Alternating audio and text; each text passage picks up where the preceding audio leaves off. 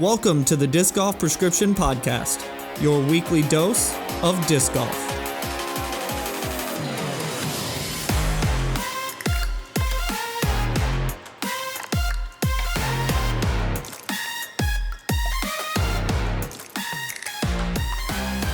Hello and welcome to the Disc Golf Prescription Podcast. I'm your host, John Nicholson, and today I have special guest, 2018 Tournament Director of the Year, Mr. Steven Storrie with me. Oh, aka Steve-O, because I'm not going to refer to him as Steven this whole time. Steve-O, how are you doing today? Good. How are you? I'm doing great. We are set up in Dynamic Disc Carrollton in Steve-O's office today. We squeezed in. We see a little bit of a confusing setup today. So for you audio listeners, make sure to check out the YouTube to see our maze of a mic setup. What would you refer to it as?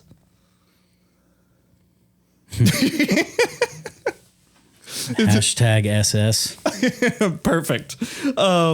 Before we get started, though, make sure you guys on YouTube or if you're listening on a podcast app, make sure to subscribe, like, comment, tell us what you like, dislike.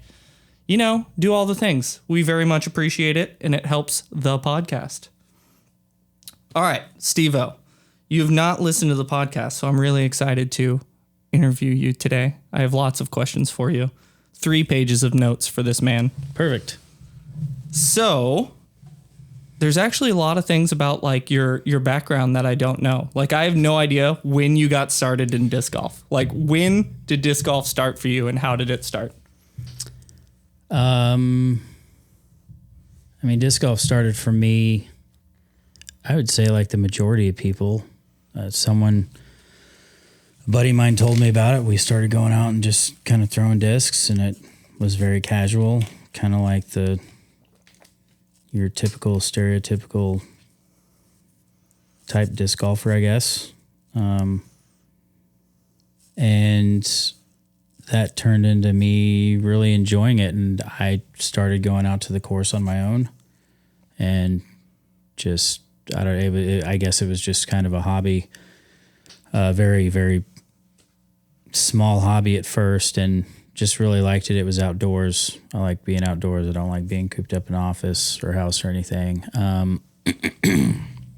And met people on the course, like met Robert Johnson, who actually now lives in Ecuador. I think he was one of the first ones I ever met on the course. And then AJ Esquivel, he was out there and kind of got involved with them, started throwing with them. Then I met Bradley Crow, who's the GM over here at Dynamic Disc Carrollton. Love Brad. And I think my first tournament I signed up for a membership, and the first tournament I ever played was like a charity event in Denton, which was my home course. I was born and raised in Denton. I was still working there at the time, and played that event, shot terrible, and it was kind of all over after that. AJ talked to me about like, hey, if you want to play more tournaments, get more involved with like the competitive side, Dynamic Discs comes down to Texas and hosts an event. And this is still when it was like Jeremy Rusko and Clay Hauser and Adam Searle. It was basically like a 3-man crew. They'd bring Jeremy Kindy every once in a while to like some bigger events, and started playing their events. At the time, I was a managing partner of one of the Sonic Drive-Ins in Denton, and I, kind of had to use my vacation time essentially to play tournaments. So I'd try to hit up all the ones they would come down here for. But they, a little history lesson, like Jeremy, I believe, started, like the Cedar Hill Open. We used to do the Town Lake Pro-Am, which is on the same weekend as Cedar Hill Chill. The Crowley Spring Stampede, which happened every March. Which we're actually going to try and go back to doing next year. Awesome. Bicentennial Park is pretty awesome. It's South Fort Worth, but it's still fun. It's a really fun course to play. I played it once driving through, and I was really impressed with it. Yeah. I liked it. The club out there does a good job. And then the Bob Robertson Memorial, which I think the Crowley Club still does. They would come out every December or last part of the year to do that. And of course, Louisville Open. They did stuff in Oklahoma and things that I travel up to. But anyway, kind of got involved with tournaments doing that. Used my Sonic connections to like sponsor, bring coupons for them to pass out in player packs. And during the summertime, I'd fill up like this big horse trough of ice and bottles of water and stuff. And it was really just kind of like a, hey, what? Be careful with the desk. It's my desk. No, the desk is fine. I just keep hearing it. Sorry, I'm fidgety. You're good. Anyway, I didn't really do that for anything other than just trying to like help out or, be like, hey, this is no skin, this doesn't take anything away from me or what I'm doing. And it was just something I thought was kind of cool to help enhance the event and help them out because they're traveling, minimum of, they were in an RV as well. So they're traveling 6-7 hours down. Wow. And they kind of took me under their wing and started helping them out, and they started helping me out with just some personal stuff, disc golf team stuff we would do with the guys that I knew, friends of mine that I knew. And then before I knew it, Jeremy was like, hey, do you want to this is not quoted, by the way. I can quote Jeremy Rusko. No, none of this is word for word. I'm paraphrasing a lot of this, and I don't know. And his memory is impeccable in a lot of ways, and probably this is one of those ways. But it's basically like, hey, you want to quit your job and open a store in Louisville and run it, or not quit your job, just open another store. And I'm sitting there going like, I work like 60 hours a week as it is. I don't want to. No, that sounds great, but no. And then that kind of transpired into, well, what if you open a store and then we're touring and everything was disc golf and nothing was Sonic. And at that time I didn't have anywhere else to go, up in the company, Gotcha. Which was kind of, I'm losing the word that I wanted to use, defeating, I guess. Yeah. And I was young. I guess I was 30 at that point that I was talking to Rusko about it. But I was young and hungry and doing really well for that company. But I just didn't really see, where do I go from here? Yeah. Is there other levels I can go to? So it made that decision a lot easier and I was like, cool, live on the road, open a store. I ended up hiring Bradley, who I knew through disc golf. We just, played casually. We didn't really hang out other than playing disc golf. So it's like, yeah, let me go on the road and I'll hire this guy, Bradley, I barely know. But at the time, no offense to anyone, he was the only person I knew in disc golf that kind of jumped out at me, that kept a steady job, was intelligent, smart, had a good head on his shoulders, had, work was work and he took it seriously and things like that. So I took a risk and went with Bradley, and he's been great ever since. I wouldn't want it any other way, but that's kind of what happened. No, that's awesome. So what year was that conversation with Rusko? I guess it started in the end of 2011 into the beginning of 2012. And then I quit. I think my last day at Sonic was April 30th, 2012. And then I had a few days to transition, put all my stuff that I owned in different places with different people. My brother and my sister-in-law still have my fridge. My cousin had my washer and dryer. That's crazy. All sorts of, put a bunch of stuff in my parents' house and filled up half their garage, which I'm sure they loved. And then on May 6th was my first day with Dynamic. So you simultaneously opened a store, and it was in Louisville at the time, and moved yourself into an RV. Well,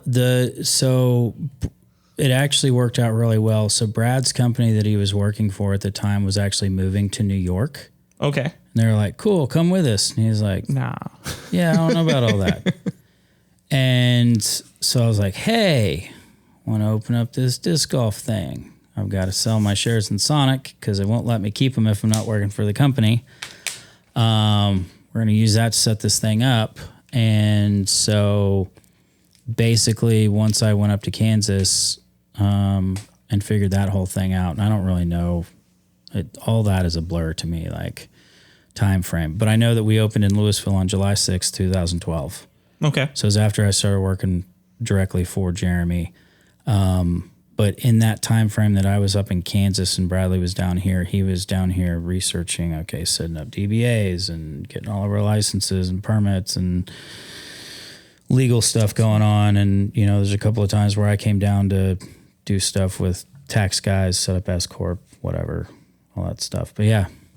Awesome. So crazy. That was 10 years ago now, which feels crazy. Yep. What was the disc golf scene kind of like 10 years ago compared to now? I didn't start till 2017, so I'm always curious. It was a lot different.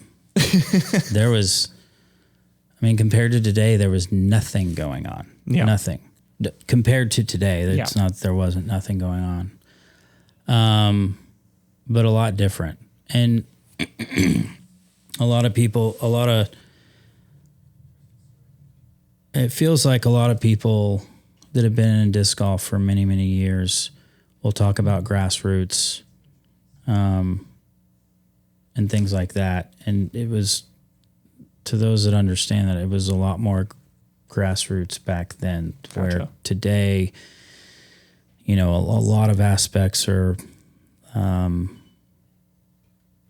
not all of the aspects of disc golf, definitely not, because grassroots and disc golf still exist. The recreational side is greater than we've ever seen before, you know, and I think that, one, just because of where we're at now, you know, 11 years later, 10 years later, whatever, it was a huge byproduct of COVID. So we're just seeing a lot of changes now. Then we're seeing changes happen every year that took 5, 10, 15, 20 years to happen back then. Maybe not back in 2012, but 2005, 2000, 1990. I mean, it's crazy. But really cool to be a part of, kind of strange as well. Didn't know it was going to we didn't know it was going to catapult this fast, so it's scary also, but I think that's why this job is cool. If you don't like working hard, no, you're not going to want to work in disc golf because it's a lot of hard work. It's a grind. It can be stressful, but it's always a grind because, you know, it feels like we're in a field where we get the answer no a lot. So you have to be used to being told no, and then you also have to get used to figuring out your way around the no answer. So if you're a salesman, it would be easy. I'm not. So we have to be a little bit more creative with, okay, how do we attack this now? But yeah, it's a lot different. You didn't have the tournaments. You didn't have the tournament directors. You didn't have the disc availability. There wasn't anything online. You went to eBay back then. You wanted collectibles, you went to eBay. I mean, that's how Rusko always says that's how he started his business. It was an eBay store out of the back of his Explorer in his basement, you know. And now, you know, and people would run tournaments. Like when we were running tournaments, we based a lot of things off of, okay, was it successful based on what we sold in plastic? Back then, we carried out all the major manufacturers. So we carried like Gateway and Innova and Discraft and who am I missing? Who was around back then? Is that it? I don't know. That might be it. We carried a small handful of Latitude before we partnered with them. I think we carried a small amount of MVP. Lightning. I don't remember. Jeremy may have carried it at one point. I don't remember ever having that on the RV, but it was way different because you pull into town, people are like, heck yes, we have access to some discs. Yeah. And now that's not the case at all. And so it's weird because we have this RV and this, you know, pro shop that we, we just carry Latitude, Westside, and DD, and rightfully so. But it's not just readily available anytime, anywhere. So it's, people are like, why do you still do all this if, you're not selling as much? Well, I don't know. It's hard to, there are days where I'm like, man, this is a beating, like just setting up and breaking down the inventory, stuff like that. But at the same time, that's what people are used to. And so I feel like our business and, when we first opened in Louisville and then moved to Carrollton, I feel like consistency with any business, consistency and honesty and expectations and what your customer base,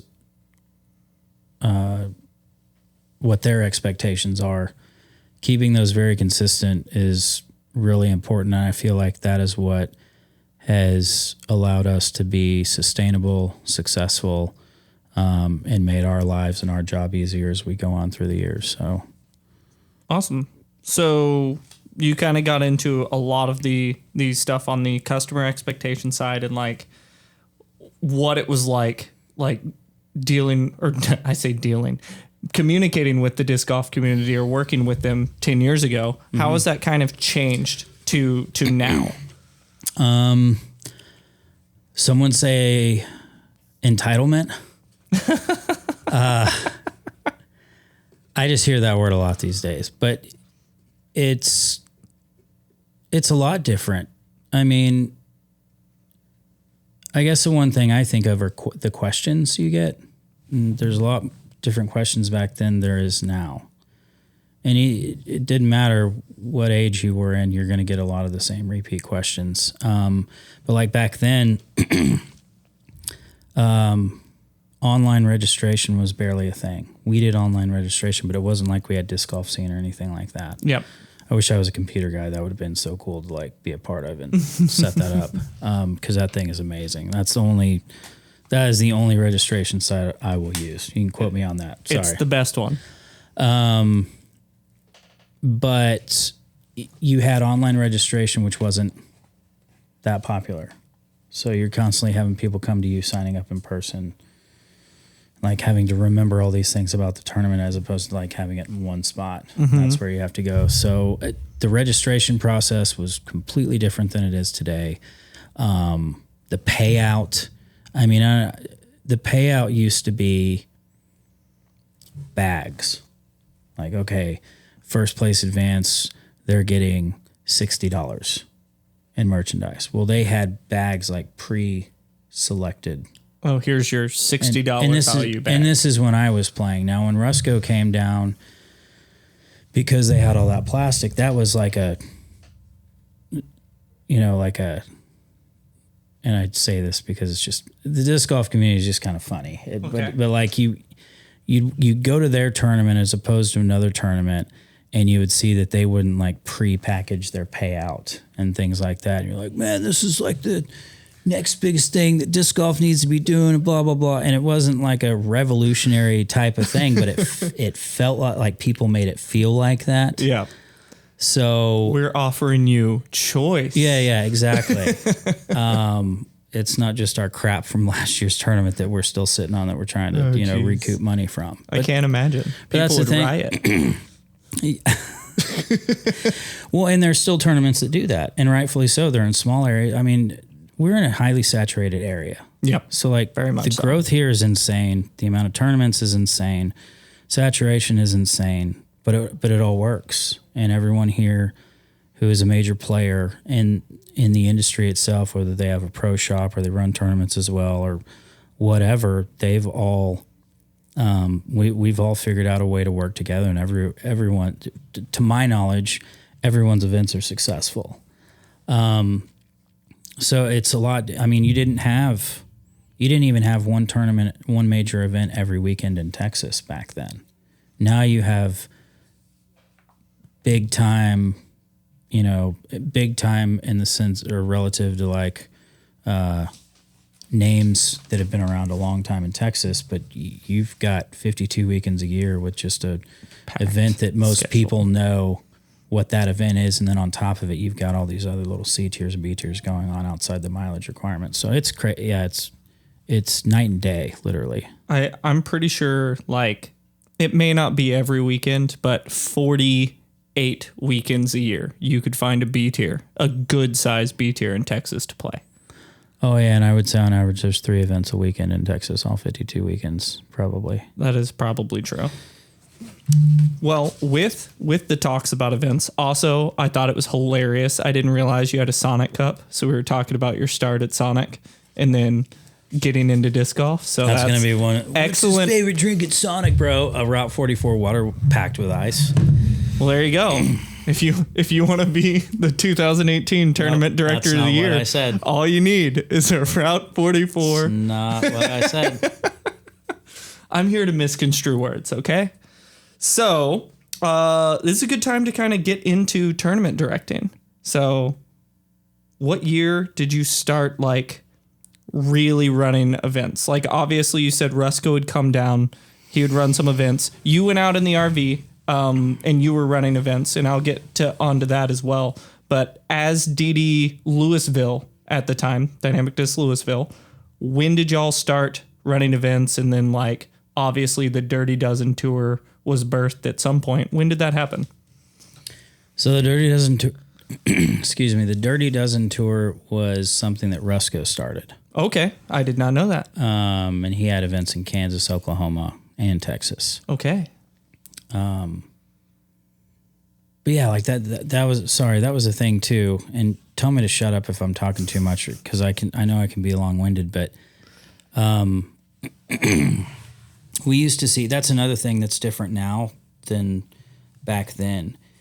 We used to see people from Houston come up and play our events all the time. Austin, San Antonio, we don't see those guys anymore, or women, because every major area has their own people who have gained a following, figured out how to run tournaments, or had the drive to run more events. Mm-hmm.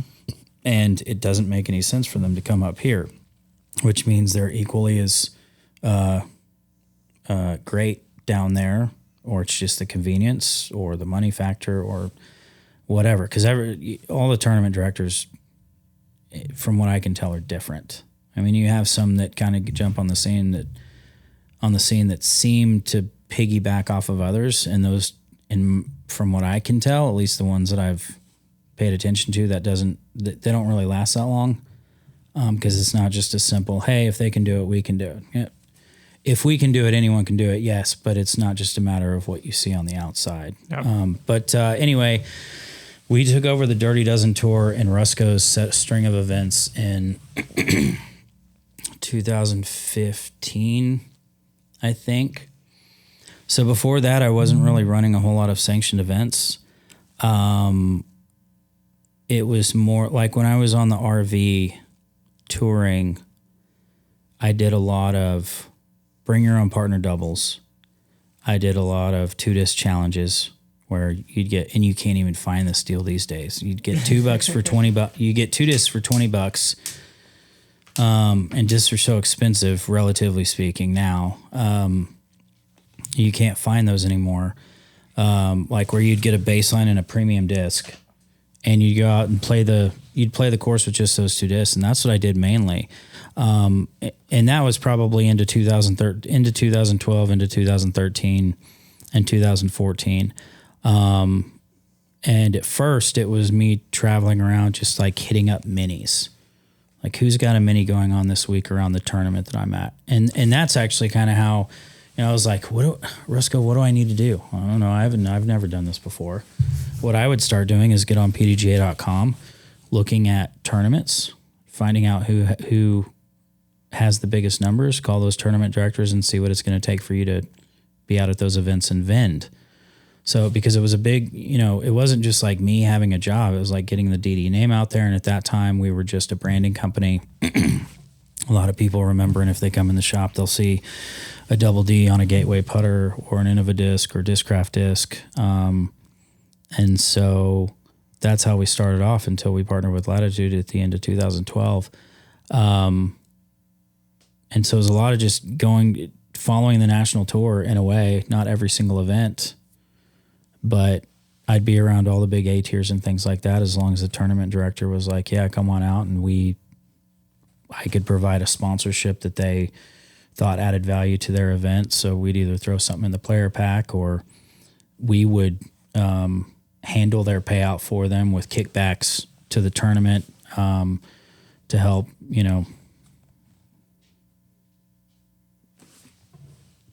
supplement costs or whatever they did with it. And then from there, when disc golf started growing much quicker and, the manufacturing name was kind of held to, I don't know if held to a higher standard, but, they were like, hey, it's a Discraft event. It's all Discraft. Yeah. We're not going to have outside vendors, or it's all Innova, or it's all DD, or because they all do that at some point or another, in some way or another. And rightfully so, Well, I mean, it used to be the Wild West. Now it's like still trying to sort itself out, but it's not nearly as like free for all. Yeah, that's perfect. That absolutely. And once I kind of got away from the tournament, or, on traveling in between tournaments, is when I'd hit up minis or do 2-disc challenges. And I mean, these were like, heck, I remember going down to San Antonio, and those are my like 2 biggest events. Not the biggest that I ever had by any means on like the 2-disc challenge side, but I just remember those were big down there. And I think I had like 82 people show up on like a Wednesday. And this was before disc golf was this. I mean, this was like 2012, 2013. Jeez. So, and then I think one of the first events I ran was a C tier in Charleston for the Charleston Classic. And that might have been at the end of 2012, but they did a C tier at one of the courses before the event started the next day. And I remember going into Tournament Manager and like hitting buttons trying to figure out what they do and figure things out. And I'm like, well, Clay and Rusco do this. How, and if you can't get a hold of somebody, it's not like you had a helpline back then. Yeah. You figure it out. Trial by fire. Everything was trial by fire. Like everything. So that's not made for this generation. No. Not at all. They look at me like I'm big, mean, bad man when I say, what are you doing? You need training? What are you talking about? Figure it out. Yeah, and if you fail, like deal with the repercussions and figure it out. Yeah. But I remember I was so busy after I posted the results for that. And I don't know. I think there was only like 40 something people that played. Like Brian Schweberger got behind the tables and was helping me out. Perfect. Paul Macbeth jumped behind the tables and was helping me out. He wasn't sponsored by us then. His last year sponsorship was 2012, I believe. But that was 2013. He jumped behind the table and was like helping people out and helping me out. And that's like awesome. But it was really cool, and was able to have a conversation with Paul. And I remember one of our conversations, he was like, because Paul was big in baseball. Yep. And that was still a big dream of his even back then, having a shot at that. And, having that conversation about baseball and kind of where he came from. And then now he's with Innova, and what does his future look like, and what does he need? What does he want? Like, I'm sure he had those conversations with a lot of different people, but it was cool to have that specific conversation with him. And he was still so young. I know that was only 10 years ago, 11 years ago, or not even, I guess, 10 years ago. But he was what, 21, 22 at that point in time? Yeah. So, it was really, and I was brand new at doing what I was doing. I'm like, I'm some nobody, and here I am talking to, 2012 world champ. And I mean, it seemed to work out for him. No, yeah. Yep. It sure did. But that was really cool, and meeting Brian Schweberger for the first time. He's an awesome dude. But that was my first event. And then I think from there in 2014 I ran a couple. I would actually have to go on to pdga.com and look at my tournaments to even tell you, like, and then I'd probably be able to remember what I did and where and all that. A lot of times I will look at people's PDGAs, especially when I'm interviewing players, because I'll look at like their rating history, their wins, like certain very notable things. I refused to even go to your PDGA and try to figure out what all events your name is attached to. It's dumb. Because you've run so many tournaments, from flex start C tiers, regular C tiers, gigantic B tiers, huge A tiers, national tours, elite series, helped out at Worlds quite a few times. So like you've done all of it. What are your favorite events, or not necessarily favorite, but most enjoyable events to run? He's looking up his PDGA stuff, by the way.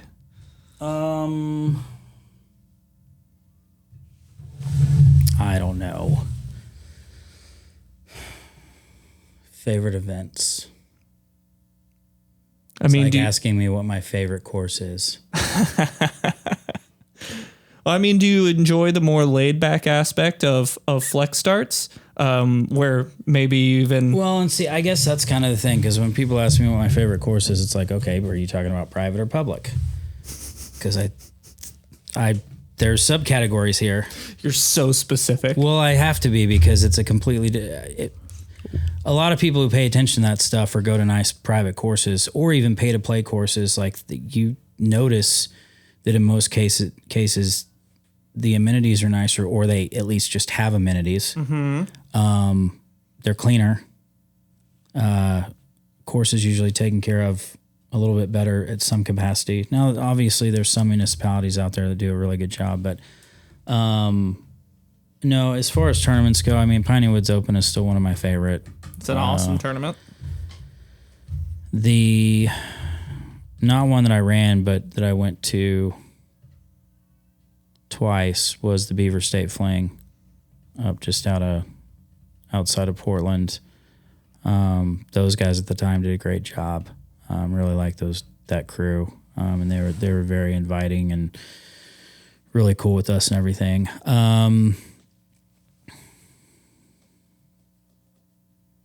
I don't know. I'm sure there's others. I just can't think of them off the top of my head. Those are the main ones. I mean, to choose from. Texas States was good. You know, people, what about Texas States? I'm sure people are thinking, why wouldn't you even say Texas States? Texas States was good. It's just a lot. I'm sure that's very stressful. It seems like we got positive reviews on that from the surface level. Yeah. I think. I'm sure there's always complaints, mm-hmm. but it just seems overall everyone walked away positive, whether it be AMs or pros, and that's always the goal. I mean, yeah, after 2022, I was like, okay, all the stuff that I could have done that I didn't, or that I missed, or that I fell short on, now I know what to do. Like it seemed like this huge... And it is a huge challenge, but it seemed like these big deals, and there was just so much that I could do on my own, and I'm not very good at delegating, and we have a small crew here, so even if I delegated, like, I'm taking away from whatever those people's jobs are mm-hmm. outside of tournaments. Excuse me. So I have to be very careful with that, because if I put more effort into one thing, something else might get slacked on. But that was a tough one. And I knew, because I just gotten engaged, like, I was like, okay, this doesn't mean I never want to run a big event like this again, but I don't want to do it for the immediate future. Yep. Like, I want, as soon as I met Kayla, like, my priorities shifted immediately. So, being gone all the time and traveling all the time, as much fun as that still sounds like, if the area sounds good to me. Yeah. I would give that up in a heartbeat for what I have now. But Texas States was awesome. The Buckles, I thought that was really cool. And I don't like tooting my own horn, and it's not like, oh man, look what I did with the Buckles. But I just thought there was something about States. I was like, it doesn't seem like there's much tradition with this tournament. The traditions that there used to be have died off. And just because there's a tradition doesn't mean that new ones can't happen. And I'm sorry, like, change is change, and it's all generational to a certain extent, mm-hmm. I feel like. So I think that was a really cool thing, and I hope that they continue with that. I've talked a lot to the current tournament director or the next tournament director of states, and we bounce a lot of things off of each other, and he's a great dude. And I said, hey man, it sucks because like once this passes on, like, man, I came up with that idea. If they're going to do the buckles, it's kind of like a piggyback. And I was like, who cares? Like that's really cool. Like, and people really, that was one of the things that we got the most positive feedback on. Not even the people winning the buckle. Yeah. But it was like, I want that. That's what I want. I want that buckle. And Ricky always seemed to love his. Ricky's excited about trophies for sure. The Texas swing has always been good to him, at least in the recent years. And I told the tournament director for next year, I was like, dude, he actually sent me an email. He was like, hey man, thanks for all your help, yada yada. I've got a spot for you at States if you want to go. And I thought that was really, really cool. And I sent him an email and I was like, hey man, because I actually got a little, they always have a Black Friday sale on the buckles, and that's when I tried to buy them because it's way cheaper. Those things are friggin' expensive. But I forwarded that to him. I was like, hey man, if you haven't decided on trophies yet, I know these are expensive, but they're really awesome and we got a lot of positive feedback. And I think that would be very fitting. So yeah, we'll see if they go with that. But for those of you who don't know, the trophies for Texas States over the last 3 years. Oh, do you have one?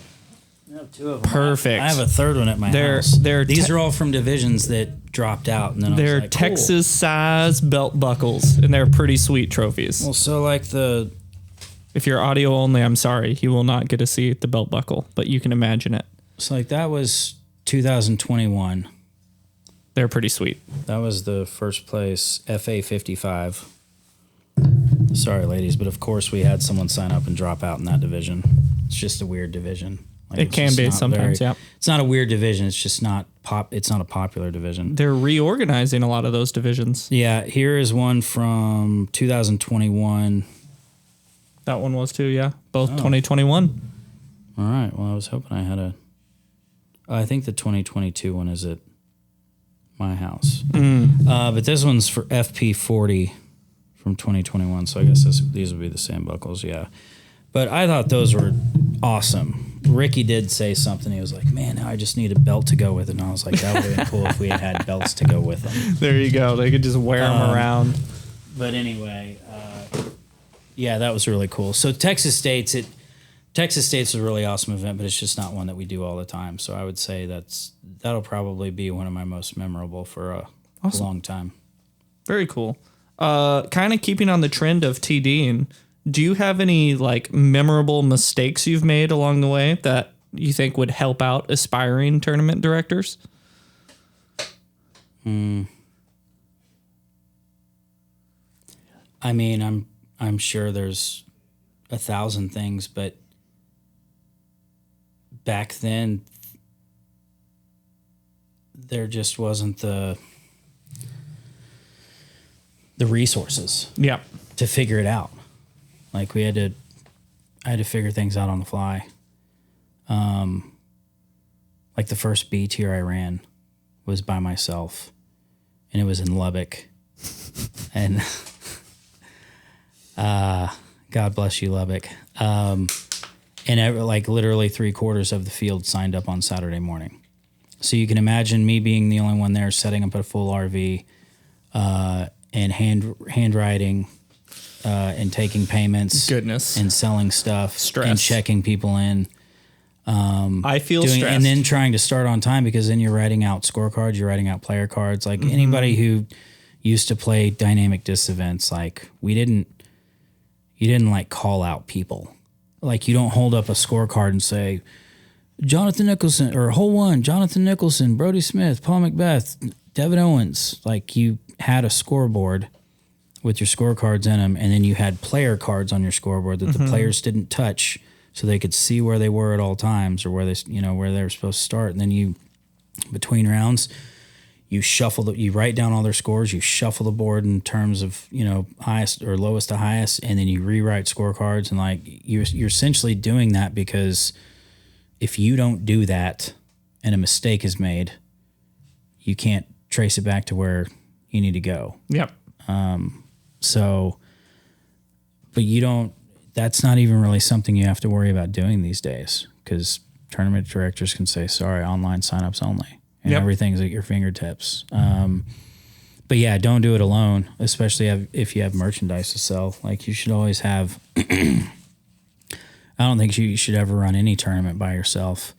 I mean, Flex Start C tiers would be easy, especially if you're not doing like we still bring our setup to every event we do. So we need 2 people there. But if you're literally just sitting at a desk with a laptop or a picnic table with a laptop and you got enough battery, like, you can run a C tier with one, a Flex Start with one person. But anything more than that, I feel like you still need a right-hand man, whether it's an assistant TD or somebody who's just volunteering for you to help out if you got to put out fires. So, well, that's perfect. Don't do it alone is great.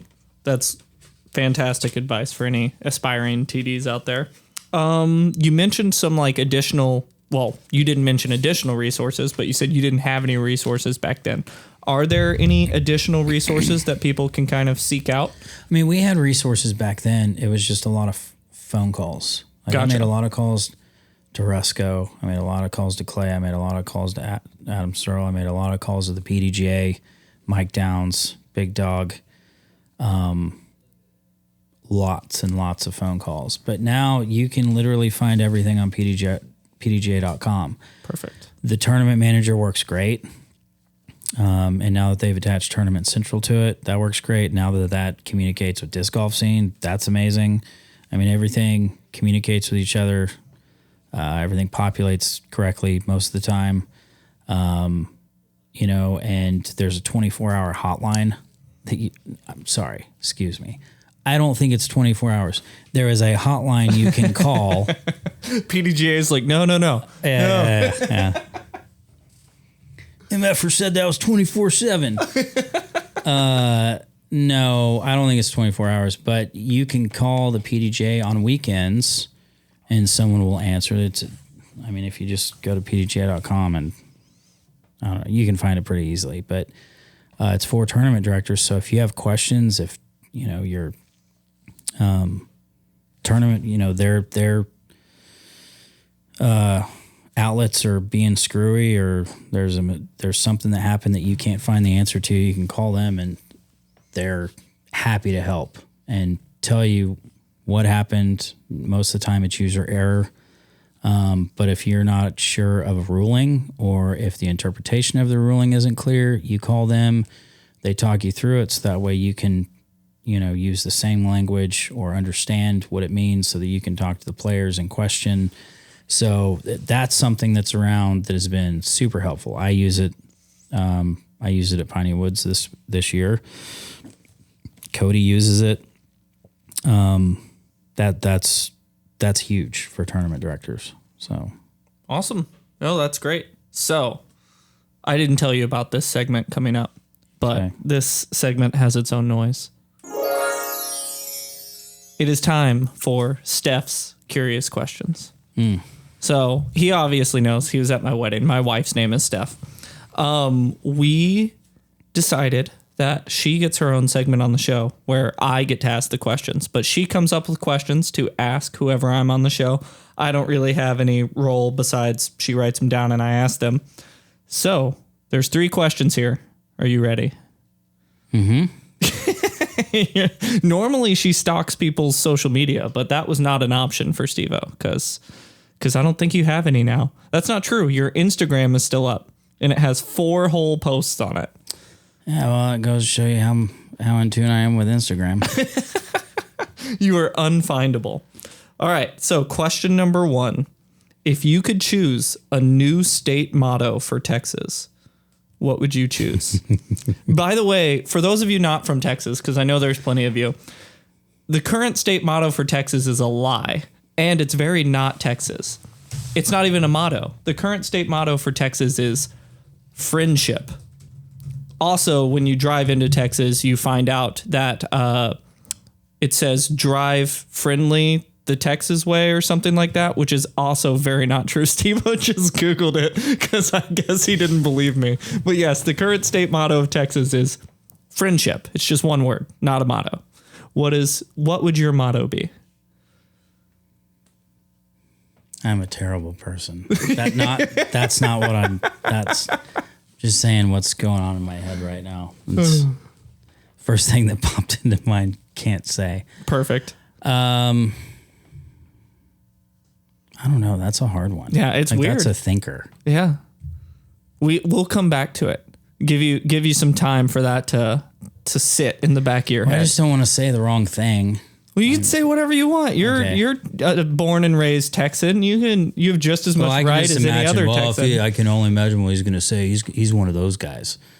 I do that all the time. Okay, cool. I just cover it up. I don't know. I guess stop moving here. I don't leave us alone. That is so perfect. Texas' new state motto: stop moving here. Yeah, like let us. We all know what state that is directed to. Oh, it's multiple states. I promise you that. I'm just tired of this damn inflation and costs going up on everything. Anyway, Dallas is crazy expensive now. It did not used to be that way. So, okay, well, there's my perfect. Yeah, there's my answer. No, I like that. Stop moving here. Sorry. That's great. All right, question number 2. What is your least favorite disc golf rule? Or I put a counter there if you don't have one. Or the hardest to enforce.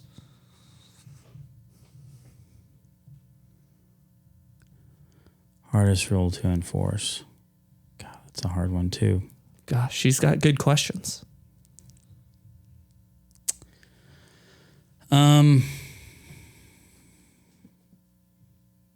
Oh, well, the hardest one to enforce is easy. I guess it's not the hardest one to. I don't think it's the hardest one to enforce. I think it's the one that is enforced the least amount. Okay. In my experience, and this isn't me talking about on the pro tour or anything like that, but foot faults. Oh yeah, that one's big gray area. That and the time, both two big gray areas. Yeah, both of those. Back in the day, I would say drinking, smoking. Like you can't enforce it if you don't see it. Yeah, and you can't enforce it if you don't have, the rest of the card. I essentially ratting out the guy or person who's doing it. So, but I feel like that's become less and less of an issue. It was a lot more prevalent in my amateur days, and since I haven't played AM in quite a few years, I don't know if it's gotten less prevalent or if it's just less prevalent in pro compared to AM. So I'm not really sure which way that goes, but I don't notice it nearly as much anymore. Yep. Which is a good thing. All right, question number 3. This is rude. How do you put up with Jonathan Nicholson asking for a friend? I don't. Set clear boundaries. Clear boundaries. No, which I'm not good at doing. Just in general, I'm not good at setting boundaries for myself. But I don't know. I don't think you're hard to deal with, but I also don't have to live with you. So, Stephanie, that's not going to help you very much. You heard it here first, Steph. I am not hard to deal with. Steph, to be on your side or to feel like you're not alone. I probably wouldn't allow myself to live with Jonathan Nicholson. That's fair. That's a clear boundary. Now what? Okay, so if we're saying, well, let me just finish this out because I don't want this to seem ugly to anyone. I probably wouldn't want to live with you. Although I bet you have some great qualities. You're very meticulous, so you're probably OCD, which can probably be annoying to your partner at times or roommate, whatever. Not Stephanie's your partner, but like anything in the past. So you're clean, which is great because I am too. You probably pay all your stuff on time. You seem like a very responsible and like, hey, this is, your priorities are where they need to be. So that's great. And that's really like the only 2 things I ever wanted out of a roommate. But now that I'm older, and you get pickier and you're like, I don't want to deal with people, That's fair. And the only person I want to live with is my person. Well, there you go. So. All right. There's pros and cons of both that stuff. So the answer of how to put up with me is don't live with me. There you go. You're all welcome. Perfect. So that 3 questions every time we do Steph's questions. I'm required by law to hit this button as we finish out Steph's curious questions. Tinkerbell. Yeah, it's a great sound. It's fantastic. All right, so before we leave, we're going to go into some fan questions, and then I have some advice for people maybe wanting to own a shop or maybe wanting to travel, and what your advice would be to them. I'll try to be much quicker on these answers, not so long-winded. Oh, you're good. So, first question, I put last names for people who you definitely know. A lot of them actually you still know, and I only put first names down, so I'm sorry to you guys. Kyle Harrigan asks, why are you the way that you are, and what gives you the right? Shut up, Kyle.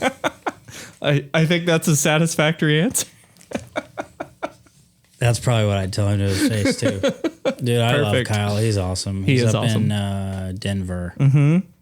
Or Superior, Aurora, whatever. It's all Denver. He's a good one. He, big part of the Rocky Mountain Women's Disc Golf Championships once Doug moved to Dynamic Discs. And I know he does a ton of other things up there. But super awesome dude. If you're ever in Colorado, play something with his name on it. Agreed. Kyle's an excellent tournament director. I like that guy a lot. And he's super nice. He's way different than me, which is always a good thing. Steve-O's not that mean. So Steve asks, how hard is it to manage a business and still have time for yourself? It's one of those serious questions. Well, I'm not the manager. I'm the owner. So managing the business is all on Bradley, and he does a fantastic job. And Bradley still finds time to fish and camp and do all the things he loves to do, to my knowledge, as far as I can tell on the check-ins I do. But it's much easier when you have someone like Bradley as your right-hand man. That's literally the best answer I can give. Because otherwise, I don't know that I'd have an aunt.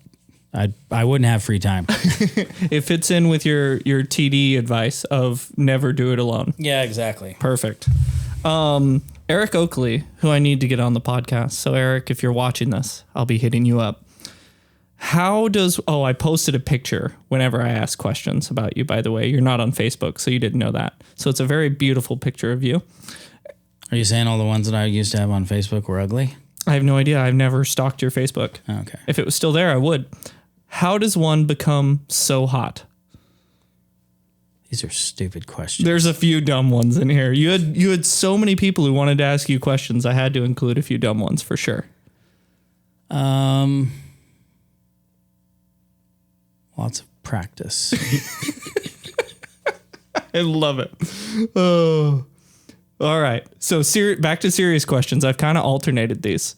Joe asked, what's the most important thing a new TD should know besides you're not going to please everyone? Well, he's definitely right about that.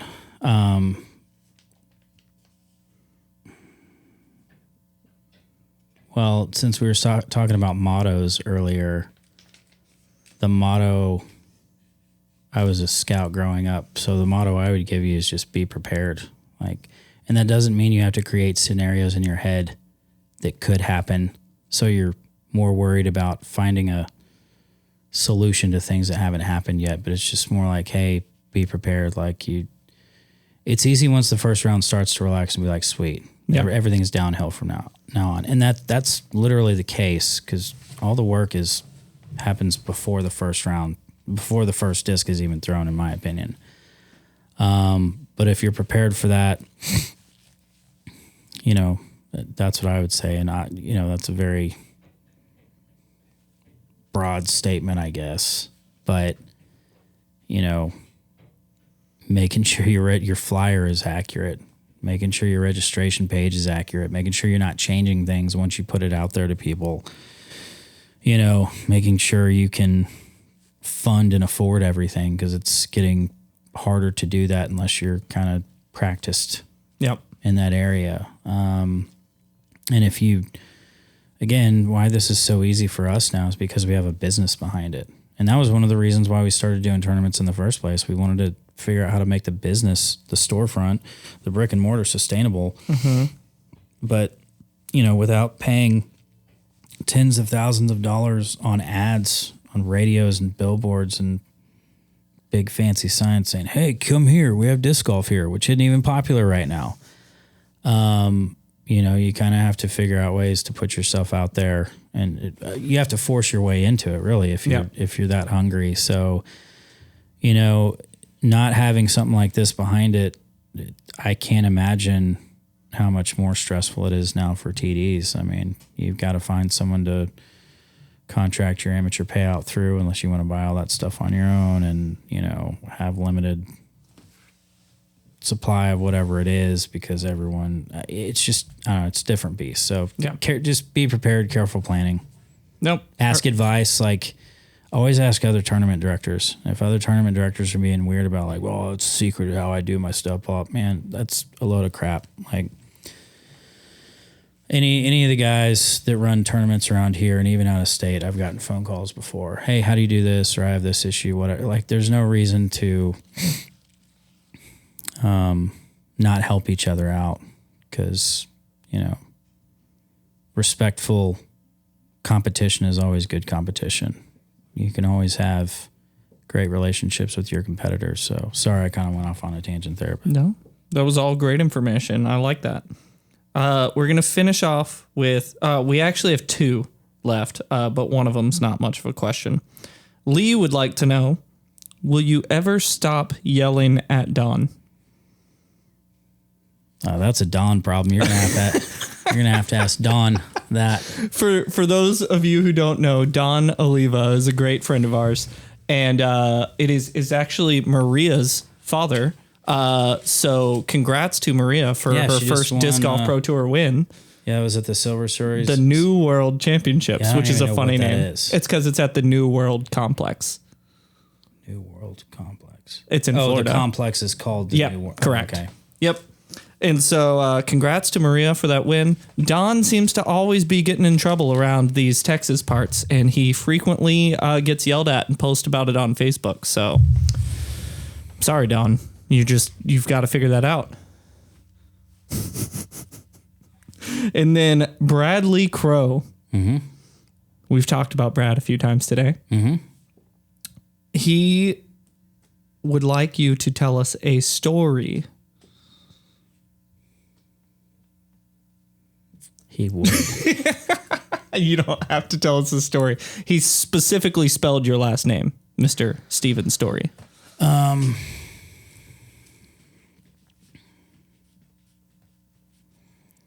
Just a story, or like a disc golf story? You don't even have to tell a story if you don't want to. I think he was just making a pun on your last name, because it's story time. Yes. So if you have one off the top of your head, I won't stop you. We actually did a... I don't know if I can find it. We had a... He's Googling something. So whenever Johnny left, Jonathan Fleming, we used to do like a Facebook Live thing every week. You did a live stream for sure. And when Johnny left... Johnny on the disc. When he had kids, we called it Johnny on the disc. And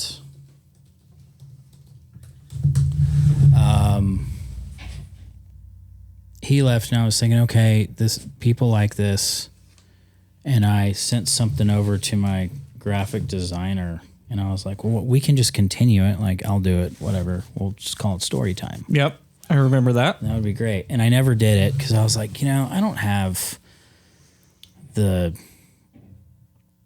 Johnny's just... everyone loves listening to Johnny because he's just such a happy-go-lucky and he's very charismatic, and and he was just so much fun to watch, and just his quirks and idiosyncrasies and all those things, it just made him who he is. And I was like, there's no freaking way, like, viewership is going to go way down. Not that you can. I mean, you can look at Facebook Live. Oh, we're up to 76 viewers. What the hell does that even mean? Like, are these people even coming into the store? Like, because that's really what we're doing is, just trying to promote the shop and get people to come in. but I had our graphic designer at, oh my gosh, I hate the search thing. And we can't find it. But anyway, I had this little graphic done. And it was kind of cool, but yeah, that never really took the shape. graphic done for story time? Yeah. Okay. Like I might actually have it find in photos on my phone. You can find it for me later, and I will just post a picture of it over this section. Okay. So it'll be perfect. All right, perfect. That's awesome. So that is the end of what I guess now we're going to dub story time. Okay. And so thank you to everybody who submitted questions. I really appreciate that. And actually, thank you. I just completely lost where I was on my notes. I am sorry. Before we go, actually, you have been a person who's been out on the road in an RV. If somebody is wanting to go out on the road, whether it's van, RV, vend at a lot of the huge events we have going on now, what is some advice you would give to that person?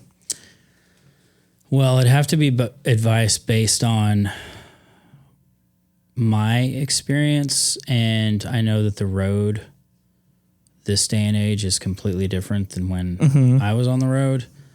I don't know. Oh, there it is. Perfect. Story time. I like it. If you can see this on YouTube, I'll try to blow it up. Send that to me. Okay, we'll do. I'll post it.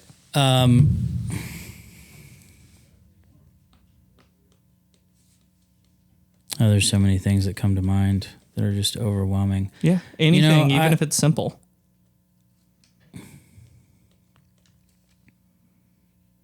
Have a plan, like map it out.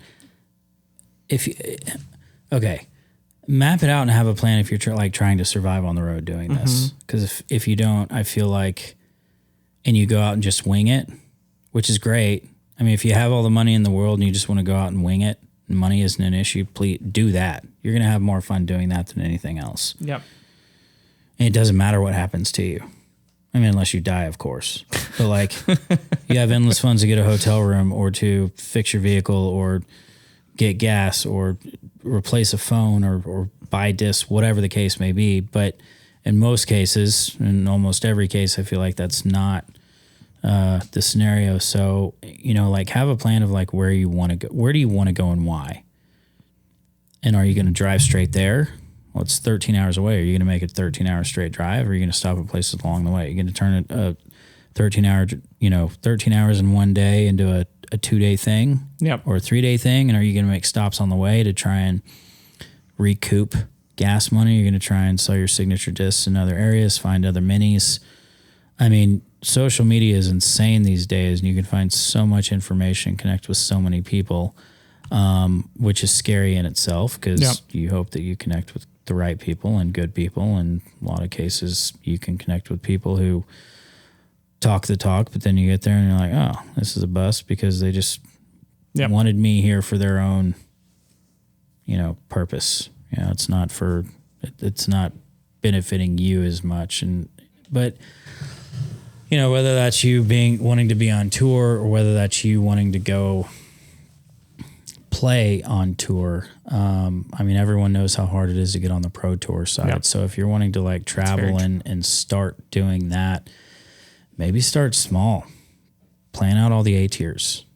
Go to a bunch of A tiers where the competition isn't so stiff and it's not as expensive and the entry fees are a little bit lower, and you may have a lot less distance in between events. And it may allow you to stay in areas longer where you network with people and get a free spot, a shower, stay, or whatever. That was something I was never, ever good at. But I also had an RV. And it was also highly, it was much more desirable then than it is now. Not that it's not desirable, not that people don't, oh man, DDRV came out. It's still really cool, but it's just not the same as it was. It was very rare back then. Yeah, absolutely. So I think networking is huge. Cool. Finding the right people. Yeah. If you are interested in going out on the road in any capacity for a long period of time, whether it's playing, running tournaments, vending, whatever you do, I think what you said the first time is huge. Have a plan, double check that plan, check your finances involved with that plan. Like planning for that is the biggest part of it for sure. Mm-hmm. And the last question is, if you had any advice to give somebody who's looking to start their own disc golf store in their area in this day and age, especially with the huge COVID boom when everybody started stores, what would be your advice to them? The face says it all. Hope you're ready. No, that can be a short answer. Short answer is same thing. Hope you have a plan in place. Don't do what I did. I don't know how what I did worked, but it was right place, right time, or wrong place, wrong time. It doesn't really matter how you spin it, but it worked, and we got super lucky. Never been in retail before. I had experience owning my own business, but I was a partner. I didn't do any of that type of administrative work. So again, a lot of this stuff is still new to me. We still run around like chickens with our heads cut off because we're like, well, I don't know how to do this. We didn't go to school for this. Yep. I didn't go to school at all. But have a plan, draw out have a business plan, and what do you want to do with it? And how many people do you need? And how long can you sustain yourself before,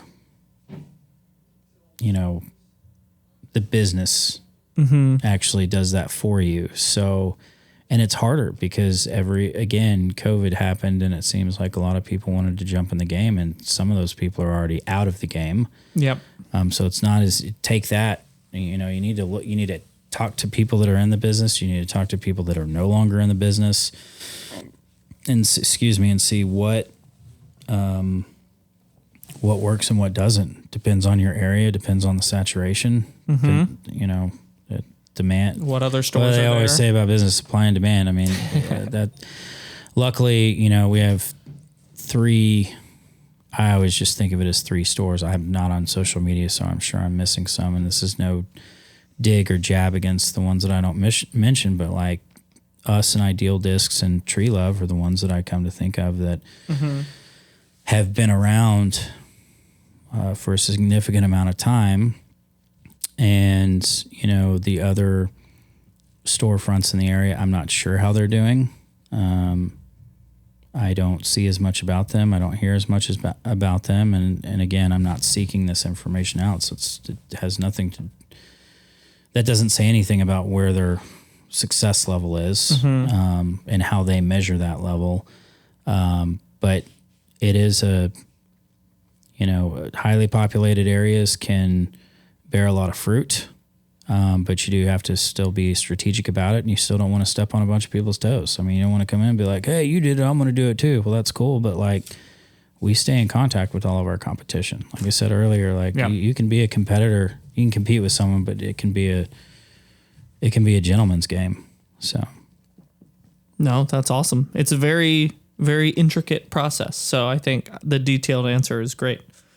All right. So thank you for coming on the podcast. I really appreciate it. For those of you who want to ask questions, or if you have any topics you would like or guests you would like to see on the podcast, we now have a Facebook group. It is called The Disc Golf Prescription Podcast. So you can find that on Facebook.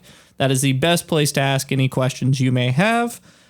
With that being said, do you have anything you want to plug before we leave?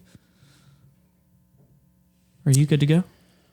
Well, give me a second. You didn't tell me you were going to do that. No, come by the shop. We've got a great staff here.